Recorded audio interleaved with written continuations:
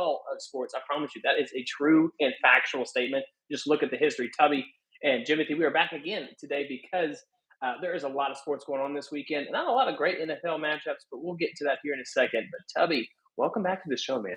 What is up? I mean, it's been a pretty solid week to be a Dodgers fan. Just gonna throw that out there real quick.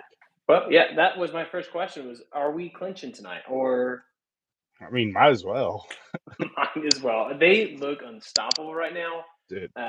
They're peaking at the exact right time. Yeah, yeah. The pitching staff has definitely stepped up. I was worried about the bullpen. Sasaki has been the the dark horse of it all for them in the bullpen. I don't think anyone saw Sasaki being that guy out of the bullpen that they go to, and besides the ones somewhat rough, not really rough, but not great outing with in game one against the Brewers, Hmm.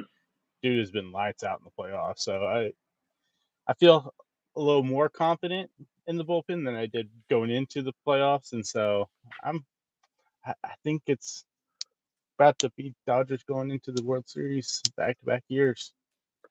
Yeah, big surprise. They've it started their eighth, I think they said, in 13 years to be in the NLCS, which I remember the days the Cardinals used to do that. So Yeah, I'm going to say, just for the sake of just statistics, Brewers get the win tonight, lose tomorrow. That's also what I expect, or lose in the next game. Eh, yeah, more than likely. So you got to get the Brewers one. They'll be scrappy as all get out today, but they're going against Shohei Ohtani. So depending on how deep Shohei can go, they got a fully Yeah. rested bullpen. I mean, it just doesn't look good for the Brewers. Nah. I mean, and the thing for the Dodgers is like you've had Yamamoto and Snell both throw absolute gems. I mean, both well, Yamamoto throws a complete game, Hmm. and then I mean Glasnow pitched good yesterday. Also, bullpen's rested. Not so much for the Brewers. They've been doing that. They've done it twice so far. The starters, and it hasn't worked out for them. Yeah. So we'll see what goes. It'll be a great offseason topic probably for us to consider the Brewers the number one team and kind of what's been going on with them. So I don't know, Yeah, man. yeah. Yeah. So all right, well let's go. Who you got best of three? Best of three. Yeah, best of three in the ALCS. Who you think's gonna take it? I'm gonna go with the Mariners. Okay. I feel like that's the right call. I'm still Yeah. leaning Mariners. Hmm. It is the top of the first, and there's already a runner in scoring position for Toronto. Just throwing that out there. Hey, I mean, who knows? We saw how hot the Blue Jays got against the Yankees. If they can find that again, they could definitely take that series. I think that one is so much more of an toss up than the Dodgers and Brewers were going Mhm. into the series. So I could definitely see the Blue Jays storming back and taking the series also. Yeah, I'm really looking forward to a brand new team, essentially brand new team in the World Series for at least one of these matchups because I don't think the Brewers can make it back. It's just been so long, Yeah. and it's too big of a hole against that powerful offense. But I hope Seattle wins. It's toss up, like you said, it's too close. Speaking of too close, the Bengals get the win yesterday against Pittsburgh. Aaron Rodgers looking like it just put all this together. It doesn't matter because Joe Flacco, almost 350, three touchdowns. Jalen Warren didn't want to couldn't get tackled. Jamar Chase was great. T. Higgins was great. Apparently, Joe Flacco was the secret ingredient for this Bengals team to make a playoff push. And their schedule sets up for this, by And say in that division, I mean, it works out good for them because you've got the team that everyone figured would have ran away with it once Joe Burrow got hurt, the way. with the Ravens having the same record as the other worst team in the division. And how much trust do you really have in the Pittsburgh Steelers? I mean, after last night, probably not a whole lot. I'm sure Tomlin's not liking the Browns even more now. Going, hey, Yeah, you just traded Joe Flacco to the Bengals. Come on, guys, you could have traded him out of division. I know. I'm loving it though. Looking at a guy like Joe Flacco, who the Ravens clearly were done with, and rightfully so. They had Lamar Jackson, two-time MVP, I Yeah, believe. yeah. So it wasn't the wrong decision, but it's great to see a guy like Flacco continue to just play. He's like, I'm just gonna throw the ball. Let's go. Come on, man. I mean, maybe we can get a Joe Flacco on the Steelers next year, and he'll have played for all the AFC North teams. I could see it happening with the quarterback room. You never know. I mean, Aaron Rodgers didn't look terrible in the game. It just, Nah. He threw a couple of really bad interceptions. yeah, he didn't look. That was the thing. He's like, but he played against the Bengals and put that up, Yeah, and they still against lost. So yeah, against a really bad Bengals defense without Trey Hendrickson putting pressure on you. yeah. So I Yeah. just not very believable. They were already 4-1 and not believable. 4-2, less believable now. So Yeah. move on. Raiders Chiefs early. It's a noon game. I skipped over the London game. Sorry, everybody. It was Rams and Jags. No one's actually waking up. But the London Jaguars, do they win at home against the Rams? Literally No. across the globe. No. I'm gonna say the I Rams win it. Yeah, I don't know. I mean, even without Puka, I still think they win because you still got Devontae Adams there. mm-hmm. I mean, yeah, it's Devontae Adams is still a great wide receiver. I mean, to be able to go, oh man, Puka's not playing. Oh well, we got Devontae Adams still. We're good. Yeah, and I don't trust the Jaguars until they can do two things. Number one, will Yeah. allow Trevor Lawrence to run with the ball, and the second thing is get Travis Hunter. I almost said Trevor Etienne. Run the ball with Trevor Etienne, but also like get Travis Hunter the ball more. He's too good. They're Yeah. just not doing it. No. So give me the Rams in that one. But we got Chiefs Raiders. Rashee Rice is back. Offense for the Chiefs has looked a lot better the last couple of weeks. A little more urgency with it. Yeah. Is this another win for the Chiefs at home? Yeah. Yeah. Yeah, I mean, let's go. you throw Rashee Rice back into the mix of things. I mean, before he got hurt last year, he was playing as a number one wide receiver. Now you throw him in there with the way that the offense has been playing the last couple weeks. I think that they're going to get even more dangerous. And like I said on the last podcast, that is one thing every team in the AFC did not want to see. Yeah. No, I'm seeing it right now. I mean, there's a lot more momentum for it. So good luck. The other matchup, I think that's the early slated game. There's not a whole lot of good ones, but obviously the Chiefs, people are going to watch that because of Patrick Mahomes. But the other early game is going to be Eagles Vikings in Minnesota. Can the Eagles right the ship? When Saquon Barkley break out of his funk, he's averaging about 3.2 yards per carry. I mean, 3.3. It is not good. He's not finding the end zone like he was last year. And the Yeah. Vikings are, at home. So who you got in this one, Tubby? I'm gonna take the Eagles. I just don't trust the Vikings right now. I think they have a decent defense. I mean, have a solid defense, but I just don't know if they can put up the points consistently with Carson Wentz as the quarterback right Yeah, now. I think Carson Wentz really, really good backup, but Yeah, JJ McCarthy, is he officially ruled out yet? I haven't seen. I know that Uh, they said that he was yes, going to. Has he? Okay. unofficially, officially, the emergency third quarterback. Yeah. So So that to me, he not playing. yeah. At some point, we're going to start. He's having the opposite effect of Anthony Richardson. Anthony Richardson, we knew this dude couldn't ball. JJ Yeah. McCarthy just can't ball because he can't stay healthy. You know what it feels like? Trey Lance. I do feel that that could be accurate. Yeah, I mean you get the chance and play a couple games. Oh, then injury, and then you're out for an extended period of time. Then what happened? I mean, granted for them, I guess they don't have another young quarterback on the team to take over that Mm-hmm. job. But eventually, you got to go, man. How much more can we sit here and just go? Okay, didn't play a single game his rookie year because he tears his meniscus in preseason, and then he played Mm-hmm. 2 weeks, gets hurt, and has been out since. Can we rely on him to stay on the field consistently and be healthy to develop into a quarterback that was worth taking in the first round in in the draft? So I think it's gonna, yeah. If he gets I don't banged know. up again, there's a good chance I could see them taking a look at a quarterback, either a veteran quarterback in the offseason or maybe in this draft. Yeah. Well, and I know in the afternoon slate games, there's four of them this week. Last week there's only three, but only two teams on bye: the Ravens and Bills. Both of them need the bye week. Yeah. But the Packers Cardinals, that game, obviously, Tubby, you're going to be watching that one. But give Yeah. me a reason that someone should change the channel or decide to choose one of the other three matchups: Falcons at 49ers, all the injuries that they have. Mhm. Cowboys, Commanders. Please don't make me watch the Cowboys.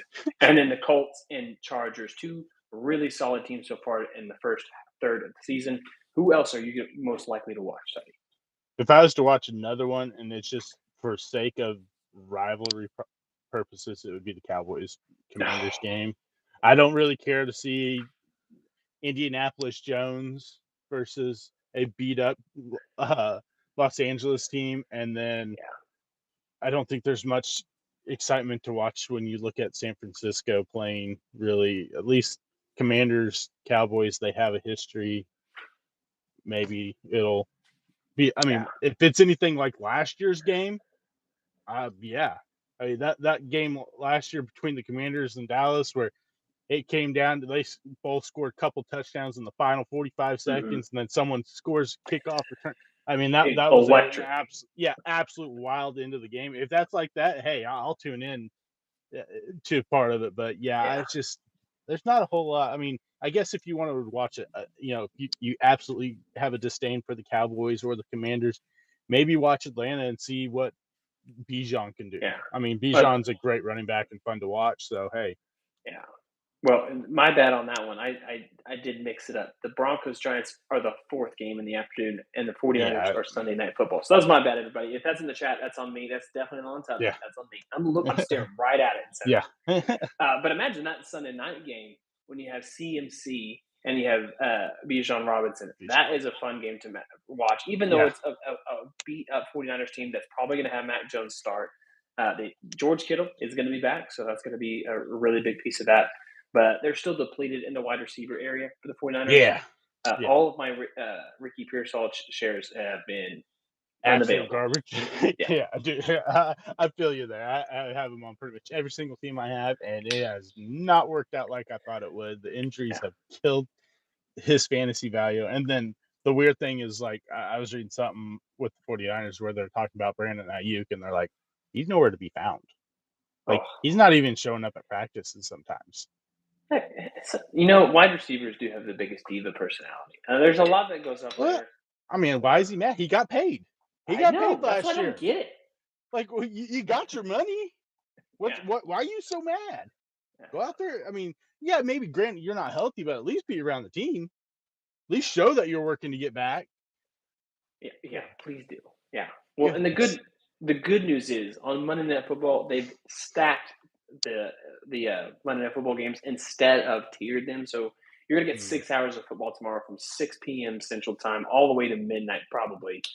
But let's be honest, most of us are really going to tune in for the Bucks, Lions, two of the top teams in the NFC, followed by the Texans and Seahawks. Which people are probably not going to watch much of that one. But what do you expect in this Lions and Bucks game?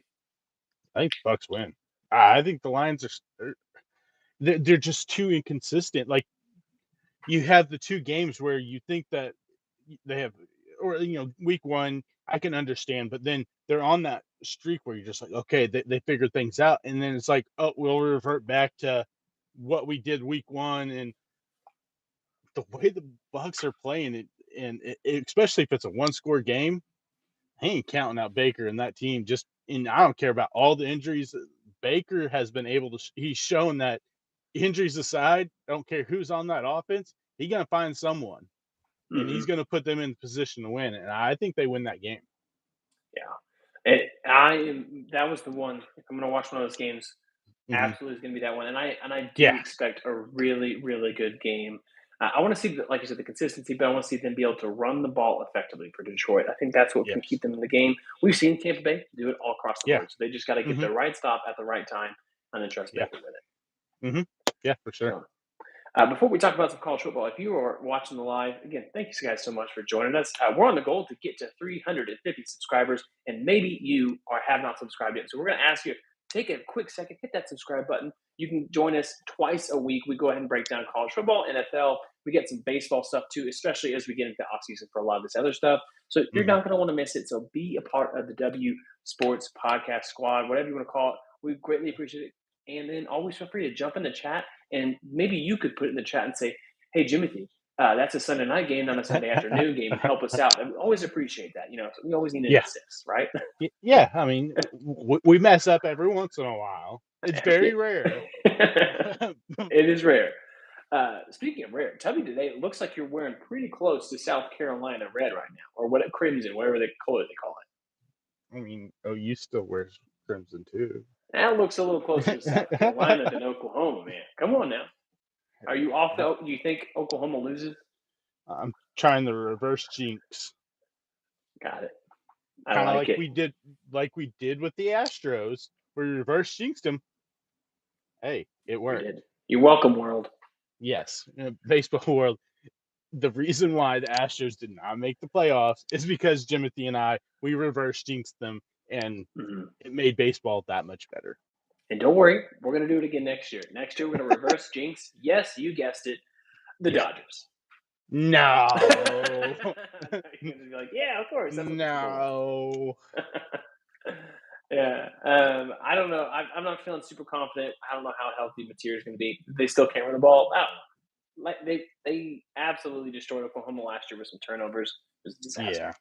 Yeah, So no. I mean, their defense definitely isn't as good and doesn't have near the star power that it had last year. mhm. I will say that, but I am very worried about Dylan Stewart on the edge against that Oklahoma offensive line. Yeah. And the way they played against Texas, he's going to have every opportunity to hit Mateer multiple times, and that's not what we need. They have to find some way to find a run game outside of Mateer running Yeah. the football. Like they were showing the top rushers for Oklahoma, and you got Tory Blaylock, who's true freshman. They don't have a single rusher over 300 yards this year. Tory Blaylock's at like 280 something. Mateer's next at like 200. And hmm then you have Jaden Ott at Barnes, then Ott at 68. And then you had Michael Hawkins fifth Yeah. at, That's at wild. 58. Yeah. And he's only started one game. And that's like, we all saw the Jaden Ott thing and we thought, okay, there's a running back Oklahoma can rely on. I don't know what the situation is going on. I don't know if it's that he hasn't understood the offense, if the offense doesn't fit him, if he's still banged up from the offseason, or if it's the DeMarco Murray effect that we have seen over the last 4 or 5 years where he just makes running backs worse. hmm So Yeah. I don't get that part, especially after like going into the Kent State game. hmm You hear Arbuckle talk about Jaden Ott, and he's like, "Oh yeah, this is the best he's looked in practice. We're going to get a lot of run." He ran the ball 7 times against Yeah. Kent State. Yeah. That's the game. If he's healthy and you're trying to get him in, acclimated into the offense, you play him against a bad team, so he gets the confidence and is able to go out there and play. And you don't do that. hmm So, what was the point in going out and spending millions of dollars on a top running back in college football and just absolutely not using him whatsoever? Yeah. Well, and honestly, for Oklahoma, until they get rid of Bill Beanbo and DeMarco Murray, I'm not going to expect anything different. Probably the tight ends coach too. It's absolutely it. They got to. This is what they need to do this year: is clean that house. I understand the Mhm. recruit thing. Who cares? Because Yeah, you're just going to suck anyway. So yeah, no, and I honestly, I think all position coaches for that offensive side, outside of the quarterback and Arbuckle, should probably not be on the staff yeah, next year. Emmett yeah, Jones has done a solid job recruiting, but what has he done when but it comes to developing? yeah, Nothing. I yeah, so I agree. Murray's been a big problem. Beanbo's been a big problem. We've talked about John Finley, too much to just keep going yeah, getting into it. But I think Emmett Jones is another one that doesn't get brought up a whole lot because he's done a decent job recruiting. But yeah. tell me who he's developed. Tell me who's Can't. shown up. I mean, Deion Burks is supposed to be this big recruit, and granted last year the injuries hurt him, but then you look at this year and you're like, oh, Mateer and Burks are going to light it up. Well, hmm he's not even our top receiver right now. It's Isaiah Satenga. So hmm there's some disconnect within this, and part of it I think has to go on Brent Venables. Like I don't know how accurate the source is and how trustworthy, but I was told by someone who's like, my husband's friend works as a trainer for the OU staff. He has, over since Venables has been there, he's like, he's only witnessed him once or twice at the offensive practices every time he's been at the defensive side. I get that as being a play caller most of the time, but that's where there comes that disconnect where you aren't being a head coach, you're being a head Defensive coach, coordinator. but you're a defensive coordinator. He has to find a way to spread himself out along all three sides, hmm special teams, offense, defense. Until he's able to do that, This is what you're he's going to see. we're just gonna keep on seeing the same thing. And honestly, for him, I think anything short of 9 wins this year, he's gonna get fired. Yeah, I kind of see it. Kind of okay with it. Yeah. It depends on who they get, but here's my Mhm. thought process: is if you and here's why what you're saying is so true, and for any team at all, right? Is Mhm. if you are an elite coach at your Mhm. skill set, defense, quarterbacks, whatever it is, Mhm.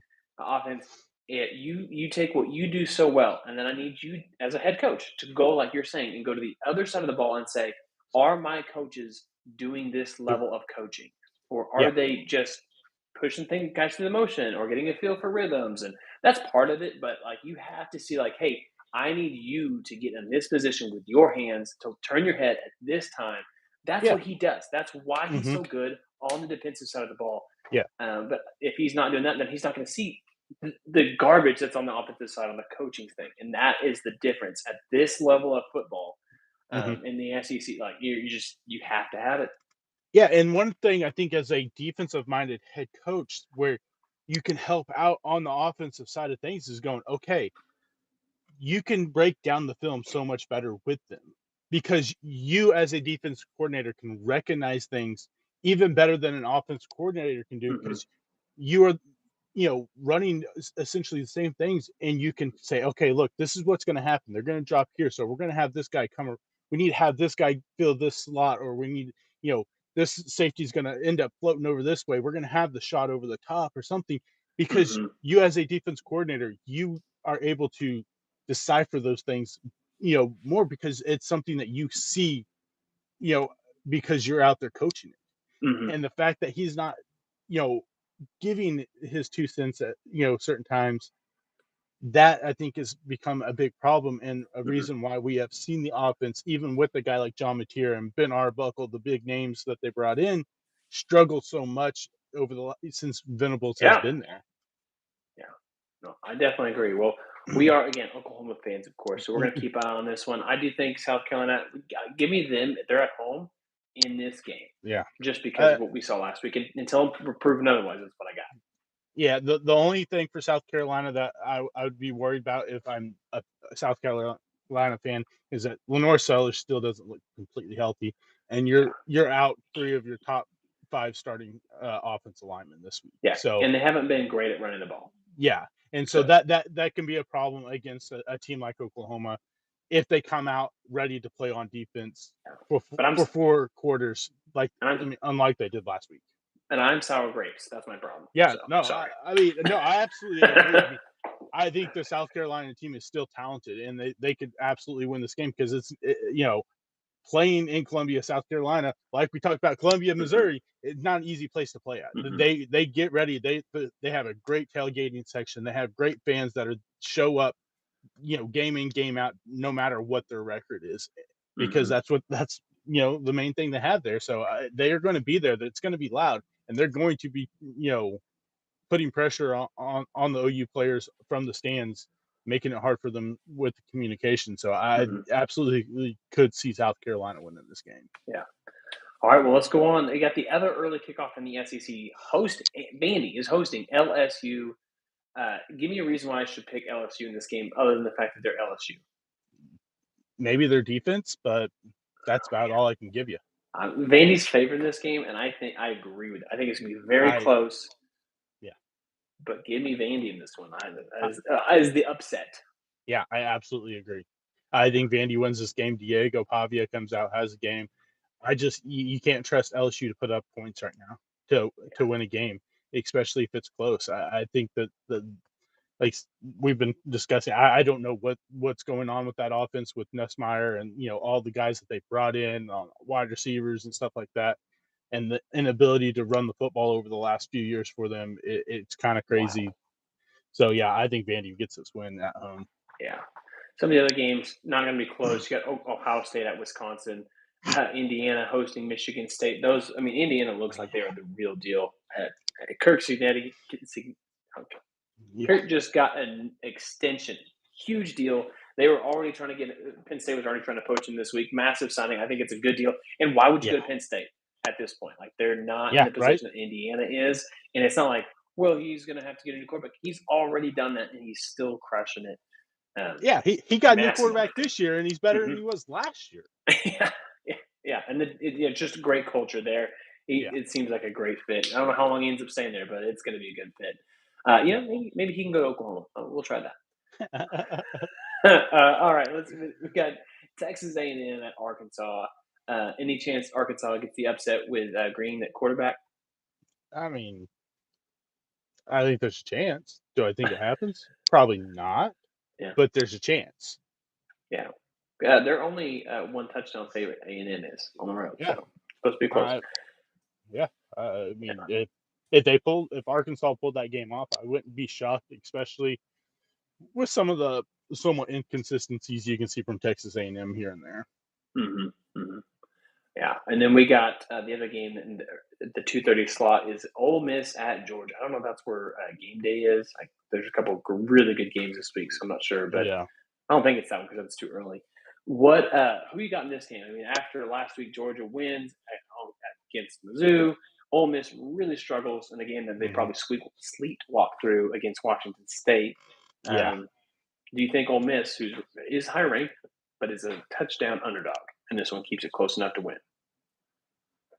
No, I think Georgia wins this one.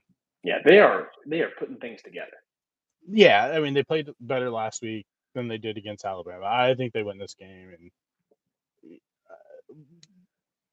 and it's at Athens. I think it's going to be a little bit tough. I mean, Ole Miss, and plus, I think Georgia's going to be ready to play.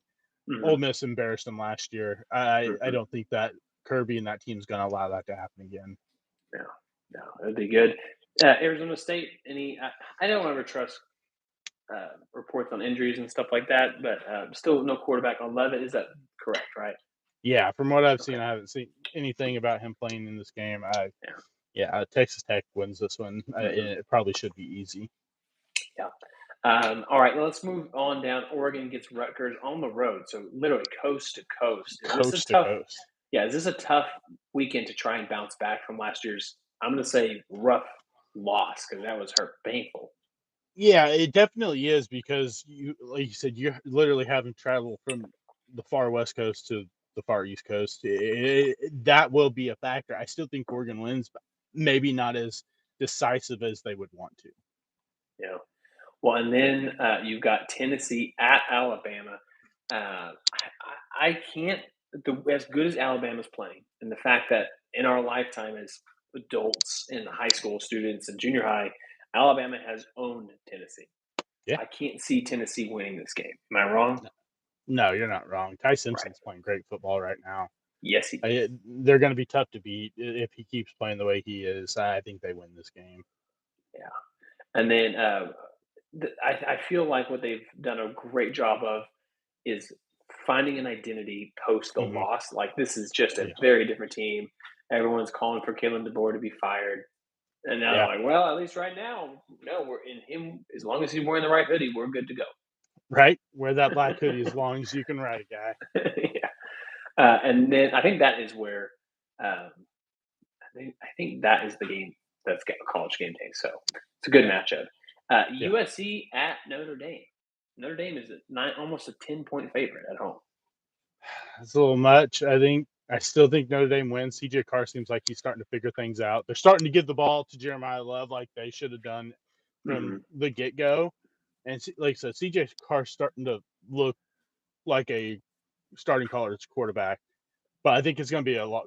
I think it's going to be a close game Yeah. because Jaden Miala is the real deal.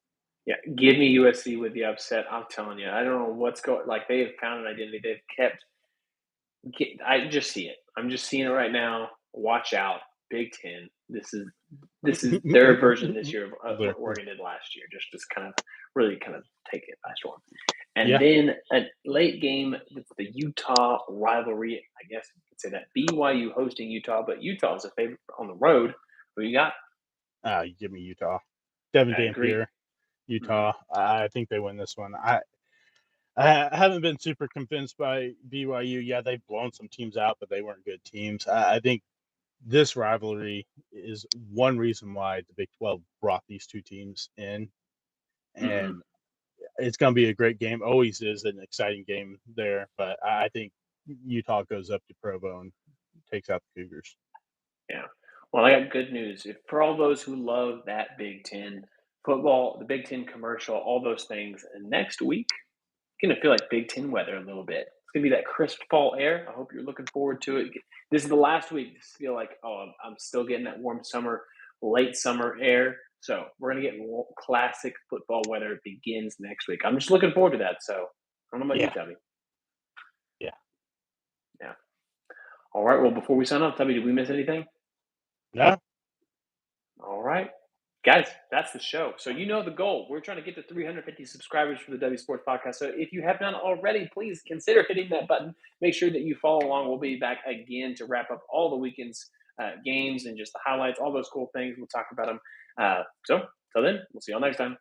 see ya. See you.